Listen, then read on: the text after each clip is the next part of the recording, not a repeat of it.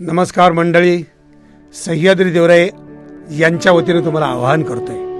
हो सरपंच, नाही बरोबर आहे तुमचं म्हणणं. क्रिकेट आपल्या सगळ्यांचा आवडीचा खेळ आहे, पण 10-12 लोक खेळत असताना करोडो लोकांना फक्त बघत बसायचं काम असतं. आपल्या आवडीच्या खेळाडूची सेंचुरी कधी होते याची वाट बघत. आणि मैदान म्हणजे काय, फक्त वानखेडे स्टेडियम, नेहरू स्टेडियमच असतात का? आपल्या गावात पण मोकळ्या जागा आहेत, शाळेच्या, देवळाच्या, कायरानाच्या. इथं आपल्याला शतक करायचं. आणि एकट्या दुकट्या नाही, गावातले विद्यार्थी, तरुण मंडळ, भजनी मंडळ, महिला मंडळ, वडीलधारी माणसं आणि सरपंच सगळ्यांनी मिळून शतक करायचंय. झाडांचं शतक एकाच दिवसात. आजपासूनच तयारीला सुरुवात करा.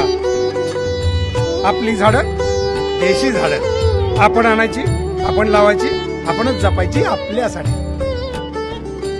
गावात जी जुनी माणसं असतात ना, वडीलधारी माणसं, त्यांना त्यांच्या अनुभवामुळे जुनी खोडं म्हणतात. पण गावामध्ये झाडांची जुनी खोडं किती दिसतात, त्यांची पण संख्या वाढली पाहिजे ना.